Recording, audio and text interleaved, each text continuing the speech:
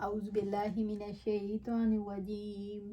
بسم الله الرحمن الرحيم.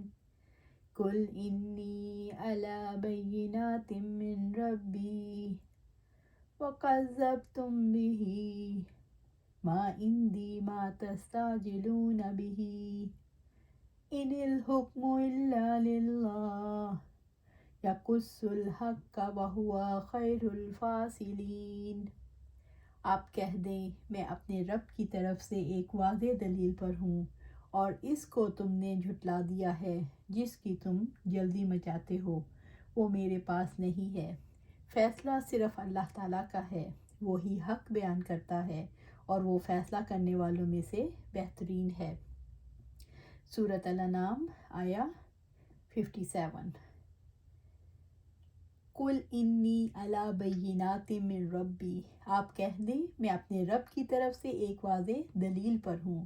اللہ تعالیٰ نے اپنے نبی صلی اللہ علیہ وآلہ وسلم کو حکم دیا کہ آپ کہہ دیں میں تو اپنے رب اور اس کے کلام پر یقین رکھتا ہوں، یہ رسول اللہ صلی اللہ علیہ وآلہ وسلم کی طرف سے گواہی ہے جو کہ سب سے عدل والی گواہی ہے۔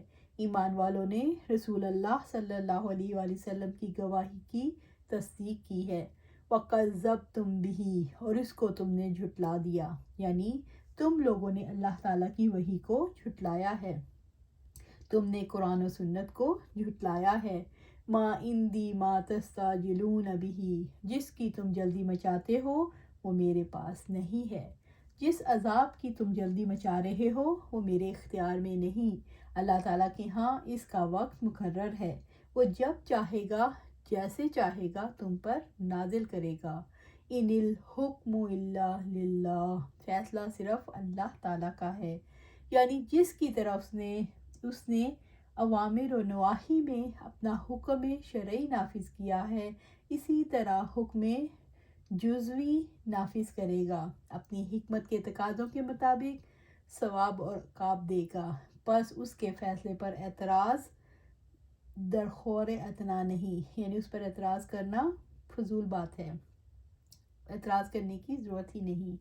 یقص الحق وہو خیر الفاصلین، وہی حق بیان کرتا ہے اور وہ فیصلہ کرنے والوں میں سے بہترین ہے۔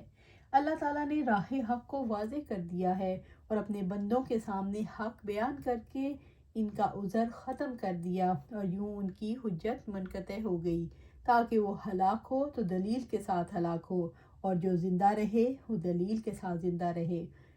اللہ تعالیٰ بہترین اور قابل تعریف فیصلے کرتا ہے، اس کے فیصلوں سے حق واضح اور متعین ہو جاتا ہے۔ اللہ تعالیٰ حق اور باطل کے درمیان بہترین فیصلے کرنے والا ہے۔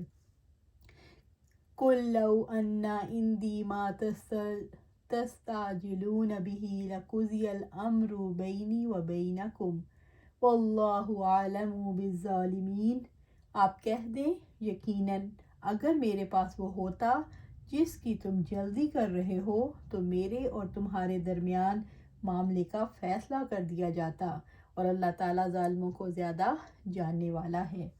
سورۃ الانعام آیا 58۔ اللہ تعالیٰ نے اپنے نبی صلی اللہ علیہ وآلہ وسلم سے فرمایا، آپ صلی اللہ علیہ وآلہ وسلم ان سے کہہ دیجئے اپنی جہالت اور ظلم کی وجہ سے عذاب کے لیے جلدی مچا رہے ہو، اگر میرے بس میں ہوتا تو میں تم پر عذاب واقع کر دیتا، عذاب کے مطالبے میں جلدی نہ کرو، اس کے آنے میں تمہارے لیے بھلائی نہیں۔ سارا معاملہ اللہ تعالیٰ کے اختیار میں ہے، جو نافرمانوں اور گناہ گاروں کو مہلت بھی دیتا ہے اور ظاہری اور باطنی نعمتیں بھی عطا فرماتا ہے۔ اگر معجزات کا صدور اور عذاب الہی کا نزول انسانوں کے اختیار میں ہوتا تو کیا نتیجہ نکلتا؟ انسان کے اندر صبر، حلم، بردباری اور مہلت دینے میں اس کی صلاحیت محدود ہے۔ انسان اگر انسان کے خلاف بغاوت کرتا ہے تو اس کے اندر سے صبر اور برداشت ختم ہو جاتی ہے۔ اگر انسان کا عذاب الہی پر اختیار ہوتا تو دعوت دینے کے فوراً بعد فیصلہ ہو جایا کرتا۔ نافرمانیوں کے باوجود اس جہان میں انسانوں کو رب کی طرف سے کیسے مہلت مل رہی ہے۔ اللہ تعالیٰ کا حلم، اس کی بردباری، اس کی عظمت اور اس کا صبر ہے کہ وہ انتقام لینے کی قدرت رکھتا ہے، لیکن پھر بھی اپنے نافرمانوں کو کھانا پینا فراہم کرتا ہے، اس کے لیے بارشیں برساتا ہے اور انہیں اپنی نعمتوں سے نوازتا ہے۔ انسانوں کو رب کی بردباری سے مہلت ملتی ہے۔ صحابہ کرام رضی اللہ تعالیٰ عنہ اس کا کتنا شعور رکھتے تھے۔ کوئی مثال دیکھتے ہیں۔ ابو بکر صدیق رضی اللہ تعالیٰ عنہ ایک بار ایک جنگ میں شریک تھے۔ جنگ اس قدر زوروں پر تھی کہ ہاتھ کو ہاتھ سجھائی نہیں دیتا تھا۔ کافروں نے فیصلہ کن حملہ کیا تو اس پر انہوں نے کہا، اے اللہ آپ کس قدر حلیم اور بردبار ہیں، اے اللہ آپ کس قدر حلیم اور بردبار ہیں۔ واللہ عالم بالظالمین، اور اللہ تعالیٰ ظالموں کو زیادہ جاننے والا ہے۔ اللہ تعالیٰ بہت زیادہ بہتر جانتا ہے ظالموں کے ساتھ کیا معاملہ کیا جانا چاہیے۔ اللہ تعالیٰ کسی کو یوں ہی نہیں چھوڑتا۔ اللہ تعالیٰ علم اور قدرت رکھتا ہے اور وہ سخت عذاب سے دوچار کر سکتا ہے، لیکن مہلت دیتا ہے اور ناحق کسی کو نہیں پکڑتا۔ وَعِندَهُ مَفَاتِحُ الْغَيْبِ لَا يَعْلَمُهَا إِلَّا هُوَ وَيَعْلَمُ مَا فِي الْبَرِّ وَالْبَحْرِ وَمَا تَسْقُطُ مِنْ وَرَقَةٍ إِلَّا يَعْلَمُهَا وَلَا حَبَّةٍ فِي ظُلُمَاتِ الْأَرْضِ وَلَا رَطْبٍ وَلَا يَابِسٍ إِلَّا فِي كِتَابٍ مُبِينٍ۔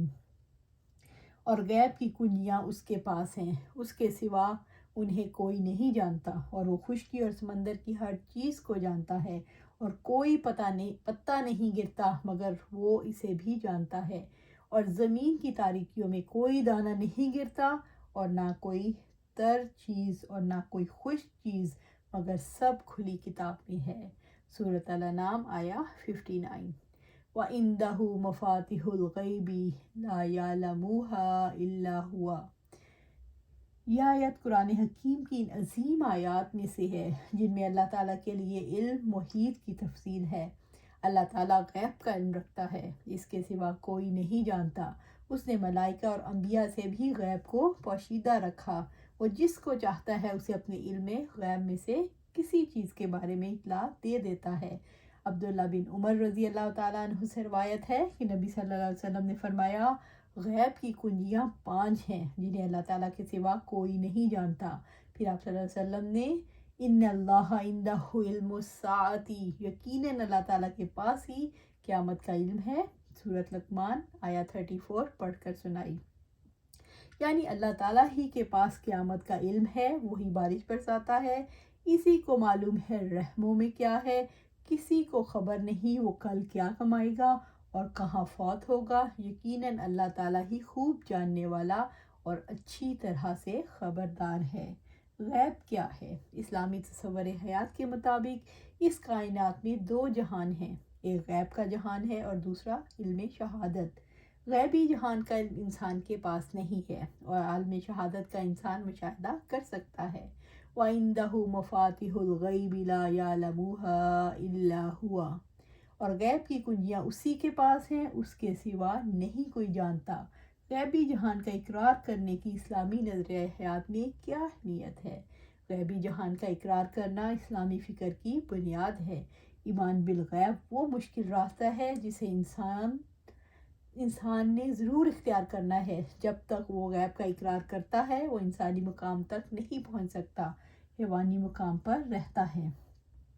اس حقیقت کو انسان ہی سمجھ سکتا ہے۔ کائنات محض اتنی نہیں جتنی ہمارے حواس کے دائرے میں آتی ہے، بلکہ کائنات ہمارے حواس کے دائرے کے باہر زیادہ وسیع ہے۔ کائنات کے بارے میں غیبی جہان کا اقرار انسانی سوچ میں بڑی گہری تبدیلی لے کر آتا ہے۔ کائنات کے اندر چھپی ہوئی کام کرنے والی قوتوں کے بارے میں نیا احساس پیدا ہوتا ہے۔ اسی تصور کے اثرات انسان کی عملی زندگی پر پڑتے ہیں۔ اسی لیے غیب کے اقرار کو اسلامی نظریہ حیات میں بے حد اہمیت حاصل ہے۔ غیبی حقائق پر ایمان لانے کے مومن کی زندگی پر کیا اثرات مرتب ہوتے ہیں؟ غیبی حقائق پر ایمان لانے کے اثرات مومن کی فکری اور عملی زندگی پر مرتب ہوتے ہیں۔ کائنات کے بارے میں مومن وسیع تر سوچ رکھتا ہے۔ مومن اس بات کا شعور رکھتا ہے کہ چھپی ہوئی اور ظاہری کائنات کے پیچھے ایک عظیم حقیقت ہے، اور یہ حقیقت اس ظاہری کائنات سے بہت بڑی ہے۔ وہی جو ظاہر کی آنکھ سے پوشیدہ ہے اس کائنات کا خالق ہے۔ جو انسان اس کائنات کے پیچھے کام کرنے والی قوتوں کے بارے میں شعور رکھتا ہے تو اس کے اثرات انسان کی عملی زندگی پر مرتب ہوتے ہیں۔ وہ انسان جو اپنی حواس کے ساتھ اپنے ماحول کا محدود مشاہدہ کرتا ہے اس کے برابر نہیں ہو سکتا جو کائنات کے بارے میں وسیع سوچ رکھتا ہے۔ وسیع سوچ رکھنے والا انسان اپنے دل کے اندر سے گہرے تعلق میں بندھا ہوا ہوتا ہے اور زندگی کے لیے اہم ہدایات پاتا ہے۔ انسان غیبی حقائق پر ایمان لا کر ہی اللہ تعالیٰ کی رہنمائی کے لیے خود کو مجبور پاتا ہے اور اپنی زندگی اللہ تعالیٰ کے کلام کے زیر سایہ بسر کرتا ہے۔ وَيَعْلَمُ مَا فِي الْبَرِّ وَالْبَحْرِ، اور وہ خشکی اور سمندر کی ہر چیز کو جانتا ہے۔ قرآن حکیم اللہ تعالیٰ کے علیم ہونے کے بارے میں کیا تصور دیتا ہے؟ اللہ تعالیٰ کا علم ہر چیز کو گھیرے ہوئے ہے، کوئی ذرہ اس کے علم سے باہر نہیں۔ زمین و آسمان کی ہر چیز اس کے علم میں ہے۔ فضاؤں اور زمین کی گہرائیوں میں پایا جانے والا ہر ذرہ اس کے علم میں ہے۔ سمندر اور خشکی کے سارے جانور اس کے علم میں ہیں۔ زندہ و مردہ ہر چیز اس کے علم میں ہے۔ چھپی ہوئی اور ظاہر ہر چیز اس کے علم میں ہے۔ خشک تر ہر چیز اس کے علم میں ہے۔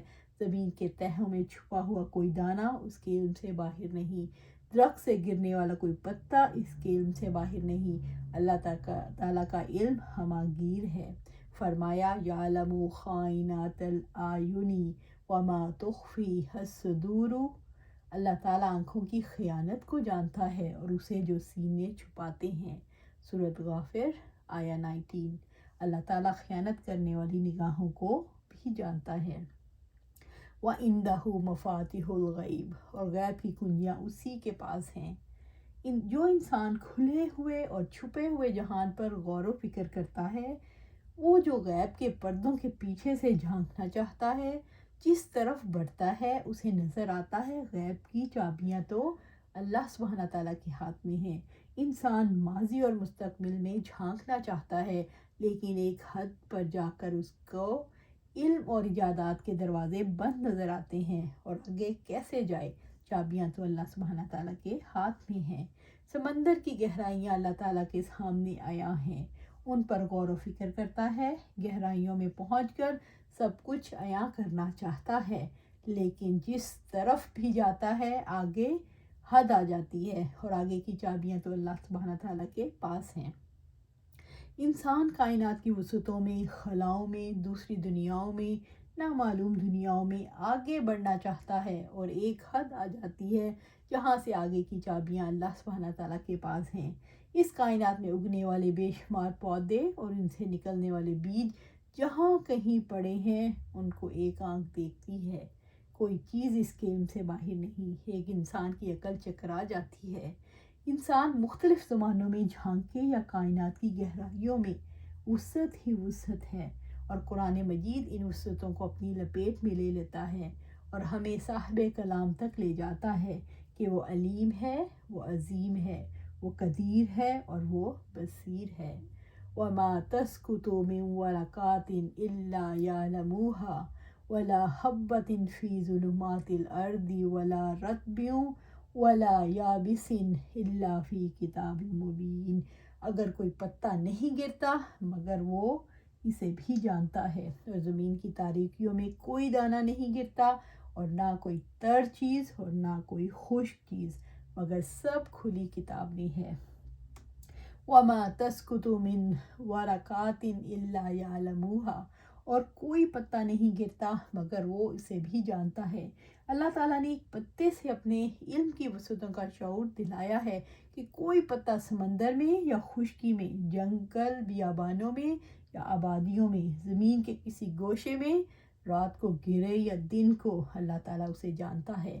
وَلَا حَبَّةٍ فِي ظُلُمَاتِ الْأَرْضِ، اور زمین کی تاریکیوں میں کوئی دانہ نہیں گرتا، بیج پھلوں کے ہوں یا سبزیوں کے، اجناس کے ہوں یا درختوں کے، پودوں کے ہوں یا پھولوں کے، پتوں یا کھیتوں کے، اللہ تعالیٰ کے علم میں ہوتا ہے۔ وَلَا رَطْبٍ وَلَا يَابِسٍ، اور نہ کوئی تر چیز اور نہ کوئی خشک چیز، ہر خشک اور تر چیز خواہ جنگلوں میں ہو یا صحراؤں میں ہو، آبادیوں میں ہو یا ویرانوں میں، پہاڑوں میں ہو یا میدانوں میں، اللہ تعالیٰ اس کا علم رکھتا ہے۔ اِلَّا فِی کتاب مبین، مگر سب کھلی کتاب میں ہے، یعنی وہ لوح محفوظ میں لکھا ہوا ہے۔ یہ امور حیرت میں مبتلا کر دینے والے ہیں، یقیناً اللہ تعالیٰ کا علم ہمہ گیر ہے۔ اللہ سبحانہ تعالیٰ ہمیں اس کی سمجھ دے دے، اس کی ہمیں دماغ میں یہ بات بٹھا دے، دل میں بٹھا دے کہ اللہ ہی سب کچھ جاننے والا ہے، اللہ ہی کے ہاتھ میں ہے سب کچھ۔ تو ہماری جو خام خواہ کی پریشانیاں ہیں، یہ نہ ہو جائے، وہ نہ ہو جائے، یہ نہ کوئی کر دے، وہ نہ کر دے، ساری ہماری دور ہو جائیں، کیونکہ اللہ کو پتہ ہے کیا ہونا ہے، کیسے ہونا ہے۔ اللہ، ہم اپنے آپ کو اللہ کے حوالے کر دیں، اللہ کی رضا میں راضی ہو جائیں۔ جب ہم ہو جائیں گے، اللہ پہ توکل کریں جیسے توکل کرنے کا حق ہے، تو ہماری لائف، دنیا کی لائف بہت آسان ہو جائے گی۔ آخرت کے لیے کام کریں، یہ دنیا ہمارے پیچھے خود ہی کھنچتی چلی آئے گی، ہمارے پیچھے دوڑے گی۔ اللہ سبحانہ تعالیٰ ہمیں اس پر گامزن کر دے، اس راستے پر، قرآن و سنت پر عمل کریں اور آپ صلی اللہ علیہ وسلم کے اسوہ حسنہ پر چلیں۔ آمین یا رب العالمین۔